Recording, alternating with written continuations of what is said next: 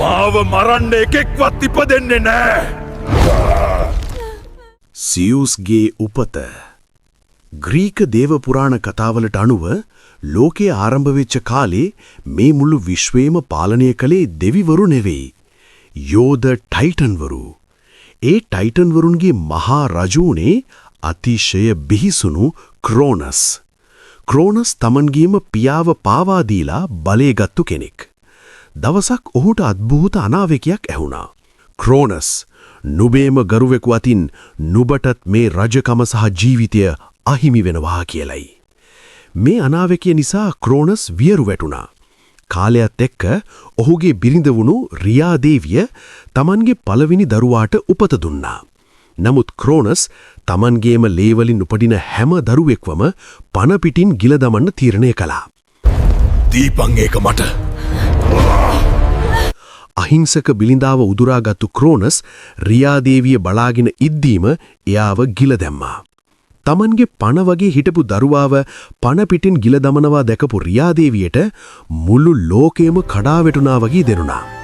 ක්‍රෝනස් තමන්ගේ හතරවෙනි දරුවා වුණු හේඩීස් කුමාරයාවත් ගිල දමන්න සූදානම් වුණා. මාව මරන්න එකෙක්වත් ඉපදෙන්නේ නෑ.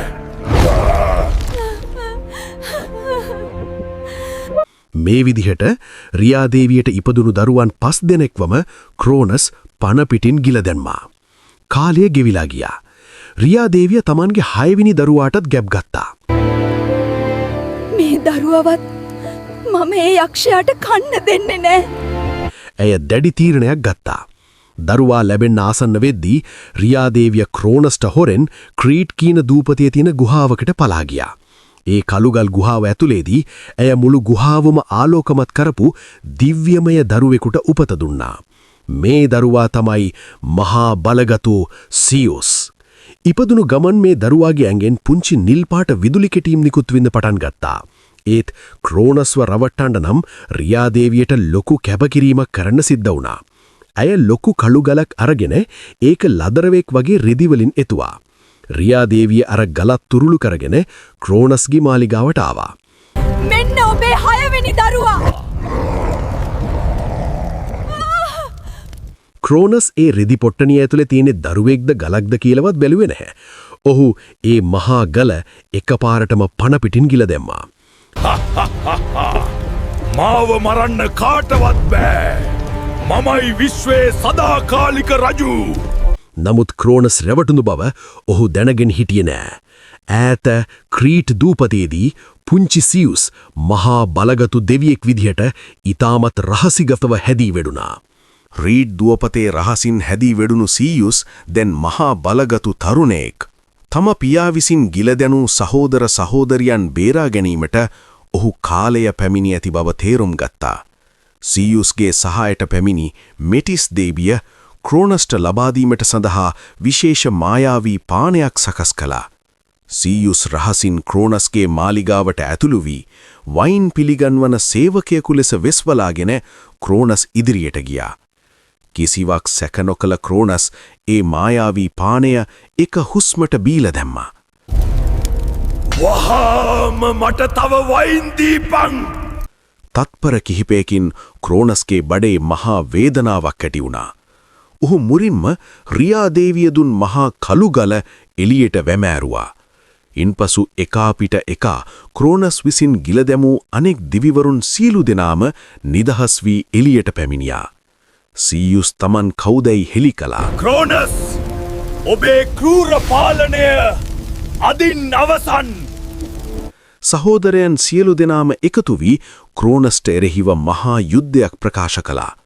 මෙය ඉතිහාසයේ බිහිසුණුම යුද්ධය වුණු ටයිටනොමකීවල ආරම්භයයි. ටයිටන්වරු සහ දිවිවරු අතර මහා යුද්ධය වසර 10ක් තිස්සේ මුළු විශ්වයම දෙදරවමින් පැවතුණා. සියුස් අහසට නැඩී තමන්ගේ ප්‍රබලතම ආයුධය වුණු අකුණු සැරය ක්‍රෝනස් දෙසට මුදා හැරියා. පොසයිඩන් තම ත්‍රිශූලයෙන් මුහුද කම්පා කරද්දී හේඩීස් අන්ධකාරයෙන් ටයිටන්වරුන්ව වට කළා. ක්‍රෝනස් තමන්ගේ පරාජය දෙක වියරුවෙන් සටන් කළත් දෙවිවරුන්ගේ ඒකාබද්ධ බලය ඉදිරියේ ඔහු අසරණ වුණා. නැත මමයි විශ්වයේ ස්වාමිය. අවසානයේ සීයුස්ගේ මහා අකුණු පහරින් ක්‍රෝනස් සහ ටයිටන් වරුන්ව පරාජය කර ටාටරස් නම් අගාධයට ඇද දමනු ලැබුවා. යුද්ධය අවසන් වූ පසු සීයුස් විශ්වයේ නව රජු ලෙස අභිෂේක ලැබුවා. ඔහු තමන්ගේ වාසස්ථානය ලෙස ඔලිම්පස් පර්වතය තෝරාගත්තා. එතැන් පටන් ඔවුන් ඔලිම්පස් දිවිවරු ලෙස හැඳින්වුණා. සීයුස්ගේ යුක්තිගරුක පාලනය යටතේ ලෝකයක නව යුගයක් උදා වුණා. අකුණුවලට අධිපති ඔහු සියලු දෙවිවරුන්ගේ රජු බවට පත් වුණා. ක්‍රෝනස්ගේ ක්‍රූරත්වය අවසන් කර සහෝදරත්වයේ බලයෙන් ලොවදිනු සීයුස්ගේ කතාව අදටත් අමරණීයයි. ග්‍රීක දෙවිවරුන්ගේ මහා වංශක කතාවේ ආරම්භය මෙසේ සිදු වුණා.